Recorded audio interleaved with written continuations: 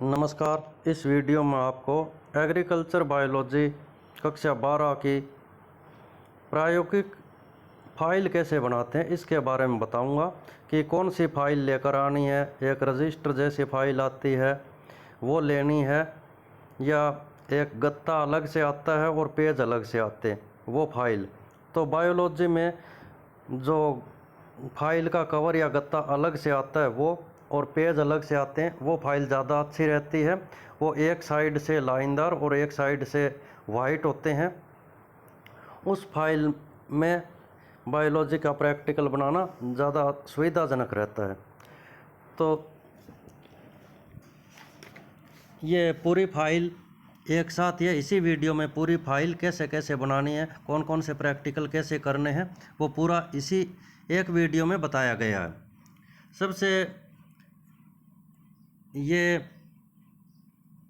सबसे पहले अपने प्रैक्टिकल कितने हैं इसमें वो जानकारी होनी चाहिए। अपने पहले प्रैक्टिकल से शुरू करते हैं। कृषि जीव विज्ञान में पहला प्रैक्टिकल है टिड्डे के मुखांगों की पहचान एवं कार्य। ये टिड्डे के इसमें 5 मुखांग होते हैं। प्रैक्टिकल फाइल में 5 बनाने हैं, परीक्षा में इनमें से कोई एक आता है। तो ये बनाने कैसे है, इन मुखांगों के चित्र बनाने वाइट पेज पर और इसके सामने लाइनदार पेज पर इसके बारे में लिखना है। इसी प्रकार से लिखना है जैसे प्रयोग संख्या 1 उद्देश्य टिड्डे के मुखांगों की पहचान एवं कार्य। फिर आवश्यक सामग्री, जो सामग्री अपने पास है वो लिखनी है। जैसे चार्ट या पावर पॉइंट में आपको दिखाया जाए, या टिड्डे के मुखांगों के चित्र दिखाए जाए, या मर्त टिड्डा और चिमटे, पेंसिल, ड्राइंग शीट आदि ये आवश्यक सामग्री होती है। विधि है, इसमें अगर आपको चित्र दिखाई दे रहे हैं तो चित्र में देखकर लिखने हैं, या टिड्डे के मुखांग निकालने की विधि लिखनी है। फिर एक एक मुखांग का परिचय लिखना है, संरचना और कार्य। इसी दो लाइन में है, एक लाइन में संरचना है, एक लाइन में इसके कार्य लिखने। ये पहला प्रैक्टिकल इस प्रकार से लिखा जाना है। पहले सारे डायग्राम आ गए और सामने सफ़ेद पेज पर इसका वर्णन आ गया। दूसरा प्रैक्टिकल है केंचुए की हार नाल के मॉडल या चित्र में अंगों की पहचान कीजिए। तो आपको केंचुए की हार नाल का चित्र बनाया हुआ है बुक में, वही चित्र बनाना है। प्रैक्टिकल एग्जाम में भी ऐसा ही चित्र आता है और वो नामांकित नहीं होता, उसमें नामांकन करना होता है। प्रैक्टिकल एग्जाम के बारे में डिटेल से बाद में बताऊंगा, लेकिन ये प्रैक्टिकल फाइल के बारे में, इसमें बुक वाला चित्र बनाना है और इसके सामने उसी प्रकार से लिखना है उद्देश्य, आवश्यक सामग्री, विधि और परिचय। फिर तीसरा प्रैक्टिकल होता है, तीसरे में 2 है, पादप संरक्षण में प्रयुक्त यंत्रों के संचालन का प्रदर्शन। ये दोनों अलग अलग प्रैक्टिकल के रूप में लिखे तो अच्छा रहेगा। प्रयोग संख्या 3.1 में हस्तचालित रोटरी प्रदुल्लक का बना लें। ये रोटरी डस्टर का चित्र है और इसके सामने लाइनदार पेज पर केवल रोटरी प्रदुल्लक के बारे में ही लिखें। उद्देश्य, इसका महत्व और प्रदुल्लक की संरचना और कार्य प्रणाली। फिर प्रैक्टिकल संख्या 3.2 बना के हस्तचालित नैपसेक स्प्रेयर के बारे में इसी प्रकार से लिखना है और सामने सफ़ेद पेज पर डायग्राम बनाना है। प्रैक्टिकल संख्या 4 है, इसमें बहुत सारे विकल्प है। तो इसमें जितने आपको कक्षा अध्यापक करवाए, आपके प्रैक्टिकल में जो विषय अध्यापक करवाते हैं वो करने हैं, या बुक से करके देखने हैं, तो फिर सारे करने हैं। इसमें क्या दिया गया है कि दिए गए पादप नमूनों के लक्षणों का अध्ययन कर रोग की पहचान कीजिए तथा रोगजनक का नाम लिखिए और उपस्थित लक्षणों का वर्णन कीजिए। इस प्रैक्टिकल में ये सारे एक साथ लिखे हुए, अलग अलग करके लिखे तो ज़्यादा अच्छा रहेगा। प्रैक्टिकल में जैसे पहला है 4.1 में बेर का छाछिया रोग लिख लिया 4.1 में। उद्देश्य वही आएगा, दिए गए पादप नमूनों के लक्षणों का अध्ययन कर रोग की पहचान कीजिए। तो इसके सामने एक डायग्राम बनाना, जैसे बेर का छाछिया रोग। इसमें आवश्यक सामग्री जैसे संक्रमित पौधे का भाग या चित्र, वेस्कुलम, कैंची, चाकू, पॉलीथीन बैग, हैंडलेंस, सूक्ष्मदर्शी, ये बुक में दी हुई है, वही लिखनी है। विधि क्या लिखनी है कि संक्रमित पौधे के जो रोग के लक्षण है उसको देखकर पहचान करते हैं। रोग के लक्षण, फिर रोग के लक्षण लिखने। रोग के लक्षण जो बुक में दे रखे हैं वो 2 लाइन में लिखने हैं, और फिर परिणाम के या पहचान के रूप में रोग का नाम लिखना है, और फिर रोग कारक का नाम लिखना है। ये 4.1 में बेर का छाछिया रोग आ गया। फिर 4.2 में है जीरे का मलानी रोग। ये डायग्राम बुक में ज़्यादा सुंदर नहीं है, प्रैक्टिकल वाले में तो आप इंटरनेट से बना सकते हैं, या इस फाइल में चित्र बढ़िया बना हुआ है। प्रैक्टिकल बुक में ज़्यादा चित्र बिल्कुल भी स्पष्ट दिखाई नहीं दे रहा है। तो इसमें 4.2 में दिए गए पादप नमूनों के लक्षणों का अध्ययन कर पहचान कीजिए। प्रैक्टिकल 4 में यही चलेगा सब में, बस हर प्रैक्टिकल में रोग बदलते जाएंगे। जैसे इसमें आ गया जीरे का मलानी रोग, इसमें यह चित्र बनाना है। फिर उद्देश्य, आवश्यक सामग्री, विधि और रोग के लक्षण, फिर रोग की पहचान और रोग कारक का नाम, इस प्रकार से लिखना है। फिर आ गया जौ का आवर्तकंड रोग और गेहूं का अनावर्तकंड रोग। यह 4.3 में करना है। इसमें आवश्यक सामग्री में जो रोग प्रपोषी पौधा है वो बदलता जाएगा। जैसे रोगी पौधा है वो हर आवश्यक सामग्री में बदलता जाएगा। विधि एक जैसी है लगभग सबकी, लक्षण अलग अलग है और परिणाम फिर अलग अलग है, और रोग कारक का नाम लिखना है। फिर 4.5 में आ जाएगा, दिए गए पादप नमूनों के लक्षणों का अध्ययन कर इसमें एल्ब्यूगो कैंडिडा से होने वाला स्टेग हेड रोग, एल्ब्यूगो कैंडिडा से जो रोग होता है वो रोग 4.5 में लिखना है। और ये बुक में इस प्रकार से नहीं दिया हुआ, आपको ध्यान से लिखना है।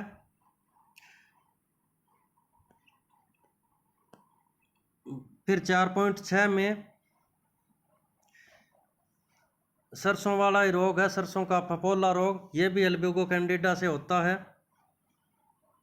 इसका ये चित्र है जो सरसों की पत्तियों के ऊपर फफोले जैसे दिखाई दे रहे हैं, सरसों का फफोला रोग या सफ़ेद कीट रोग भी इसको कहते हैं। ये 4.6 में आ जाएगा। फिर 4.7 में बैंगन का लघुपर्ण रोग, इसी प्रकार से लिखना। उद्देश्य, आवश्यक सामग्री, विधि, लक्षण और फिर डायग्राम बनाना है। फिर प्रैक्टिकल संख्या 5 आती है। इसमें परादर्शों की बाह्य संरचना का अध्ययन करना है, कीटों का। तो ये प्रैक्टिकल है, वो प्रैक्टिकल संख्या 9 में आपको मिलेगा, कीटों की बाह्य संरचना का अध्ययन। इसलिए इसको करना ज़रूरी नहीं है, क्योंकि प्रैक्टिकल संख्या 9 में ये हो जाएगा। 4 के बाद फाइल में 6.1 से शुरू करना है। इसमें भी बहुत सारे विकल्प है। प्रैक्टिकल संख्या 4 में और 6 में ये अंतर है। प्रैक्टिकल संख्या 4 में क्या है कि पादप में रोग के लक्षण लिखने हैं, और प्रैक्टिकल संख्या में रोग कारक के लक्षण लिखने हैं। तो उद्देश्य इसमें दिया गया है कि प्रमुख पादप रोग कारकों की आंतरिक संरचना, रोग कारक जैसे कवक रोग कारक है, बैक्टीरिया रोग कारक है, इनकी आंतरिक संरचना का अध्ययन करना है। इसका चित्र बनाना है और कम से कम 4 नामांकन करने होते हैं। ये चित्र प्रैक्टिकल ये बुक में ज़्यादा सुंदर नहीं है, तो ये सेम चित्र है, पीछे पाठ में मिलेंगे, वहाँ से आप बना सकते हैं। जैसे छठा 6.1 में दिया गया है, इसमें स्क्लेरोस्पोरा ग्रैमिनिकोला ये जो रोग कारक है इसका अध्ययन करना है, इसका डायग्राम बनाना है। ये स्क्लेरोस्पोरा ग्रैमिनिकोला का कवक जाल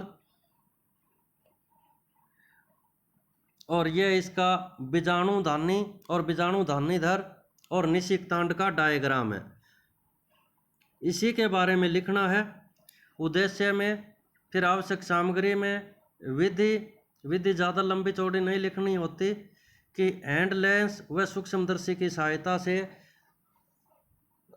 रोग कारक की पहचान की गई और ये लक्षण दिखाई दे रहे हैं। फिर रोग का नाम, रोगजनक का नाम, और जो रोगजनक में 4 अंगों के नाम लिखने, जैसे कवक जाल लिख दिया, कवक जाल का डायग्राम बना दिया। फिर बीजाणुधानी, फिर बीजाणुधानीधर और निषिक्तांड, ये 6.1 हो गया। ये छठा प्रैक्टिकल इसी प्रकार से चलेगा। फिर 6.2 में है ये पक्सिनिया जो रोग कारक है, ये भी कवक है, इसके बारे में दिया गया है। ये पक्सिनिया के बीजाणुओं के चित्र है, यूरिडो बीजाणु, टीलियो बीजाणु, बेसिडियो बीजाणु, पिकनो बीजाणु और एसियो बीजाणु।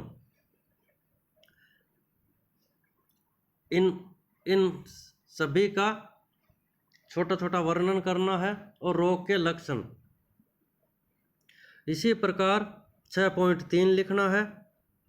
उद्देश्य में वही आएगा, रोग कारक की आंतरिक संरचना का अध्ययन। 6.3 में मूंगफली का टिक्का रोग है, इसका रोग कारक सर्कोस्पोरा होता है। सर्कोस्पोरा की आंतरिक संरचना जैसे कोनिडिया दिया गया है, कवक जाल दिया गया है, कोनिडियोफोर, ये डायग्राम बनाना है और इसके बारे में लिखना है। फिर 6.4 में अल्टरनेरिया सोलेनाई के बारे में लिखना है। ये अल्टरनेरिया सोलेनाई का कवक जाल भी है, कोनिडियोफोर है और कोनिडिया है, और ये इस प्रकार से वर्णन करना है। फिर 6.5 में रोग कारक बैक्टीरिया है। इसका बुक में चित्र बिल्कुल भी स्पष्ट नहीं है, लेकिन पीछे पाठ में ये इसका चित्र अच्छा मिल जाएगा।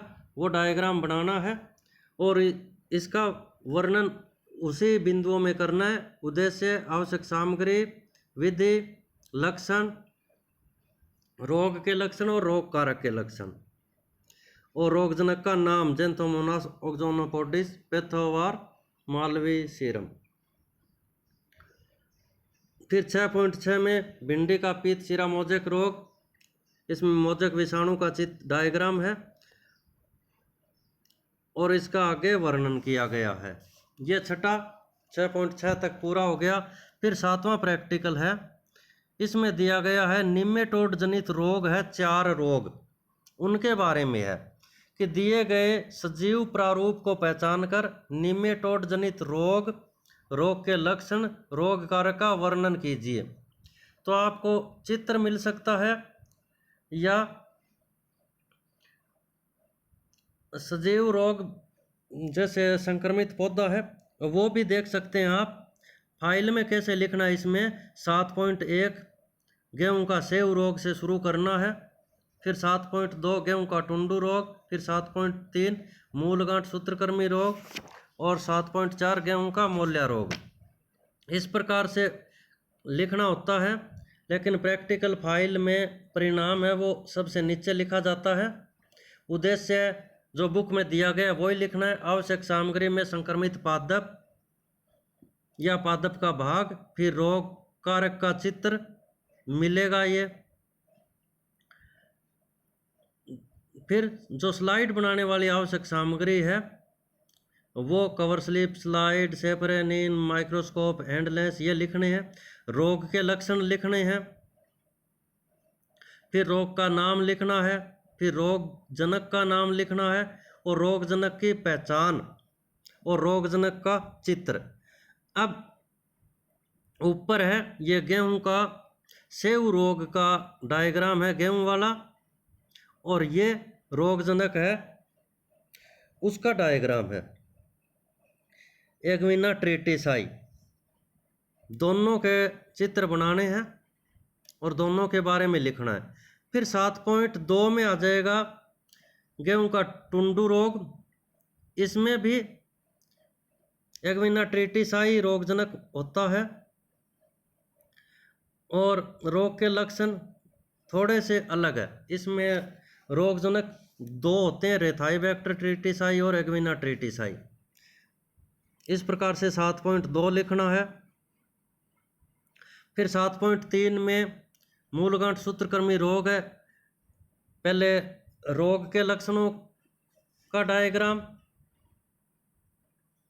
या रोगी पादप भाग का डायग्राम और फिर रोगजनक का डायग्राम इसके सामने वाले पेज पर उसी बिंदुओं में लिखना है।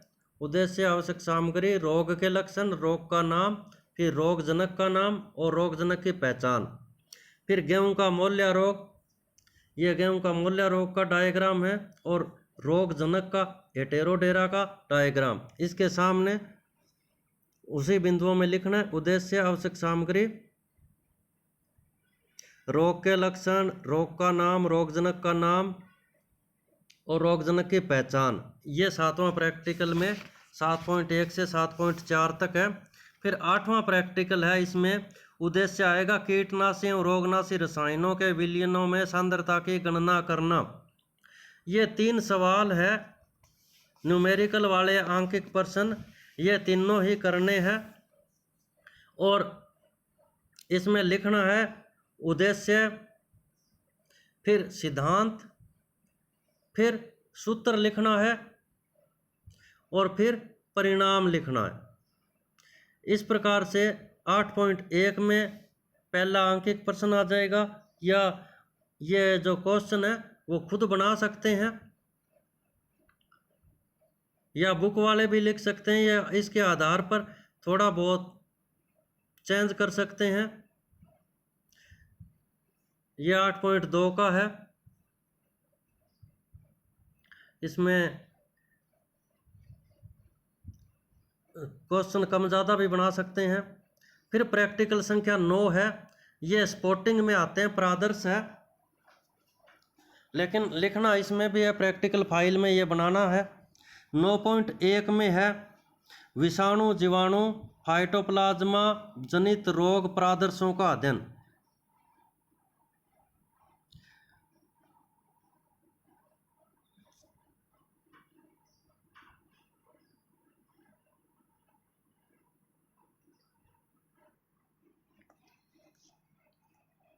प्रैक्टिकल संख्या 9.1 है, इसमें विषाणु, जीवाणु और फाइटोप्लाज्मा जनित रोग प्रादर्श है। ये प्रैक्टिकल संख्या 6 में आ गए सारे।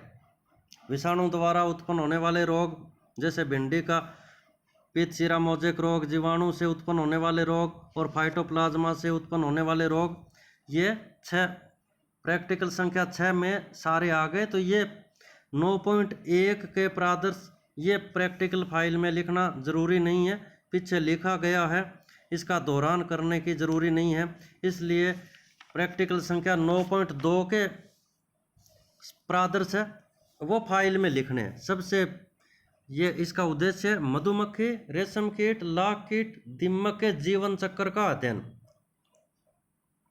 ये 4 कीट है, इनके जीवन चक्र का अध्ययन है। तो सबसे पहले 9.2.1 इस प्रकार से लिखो तो ज़्यादा अच्छा रहेगा। इसमें सबसे पहले मधुमक्खी का वैज्ञानिक नाम, जीवन चक्र, ये जो बुक में दिया गया इस प्रकार से लिख सकते हैं और सामने के वाइट पेज पर सुंदर सा डायग्राम बनाना है। ये 9.2 के सारे प्रैक्टिकल सारे परादर्श अलग अलग पेज पर करें तो ज़्यादा अच्छा रहेगा। दूसरा, जैसे रेशम कीट है, ये रेशम कीट के जीवन चक्र का अध्ययन है, चारों अवस्थाएं इसमें दिखाई गई है। यह डायग्राम सफेद पेज पे बनाना और सामने लाइनदार पेज पर रेशम कीट का वैज्ञानिक नाम, गण, कुल और जीवन चक्र के चारों अवस्थाएं। फिर लाख कीट का जीवन चक्र आ गया इसी प्रकार से, और फिर दीमक का जीवन चक्र।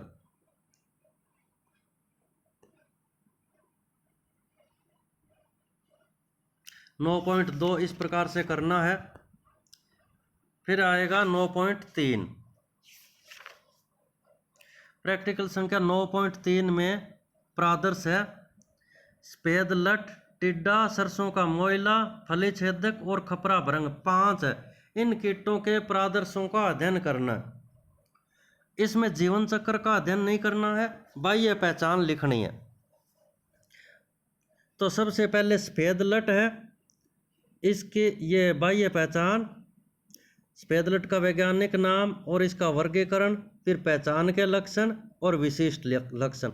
इसी प्रकार से दूसरा है टिड्डा, टिड्डे की बाह्य संरचना है और बाह्य इसके पहचान के लक्षण है। इसी प्रकार से मोइला कीट है, ये बाह्य संरचना और पहचान के लक्षण।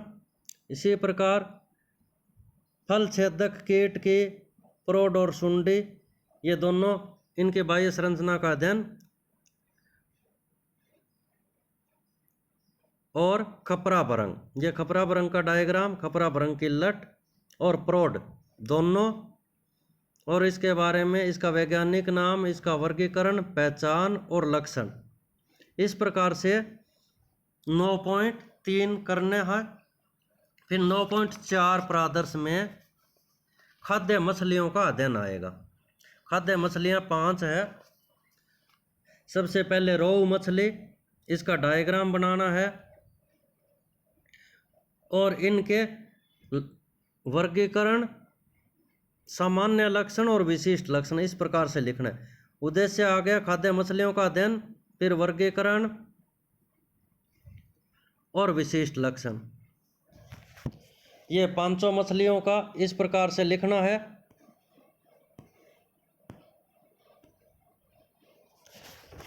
फिर प्रैक्टिकल संख्या 10 में आएगा कि पाठ्यक्रम में संबंधित किसी एक फसल के कीट एवं रोगों के अध्ययन की सर्वेक्षण रिपोर्ट। ये प्रैक्टिकल का वीडियो आपको अलग से मिलेगा।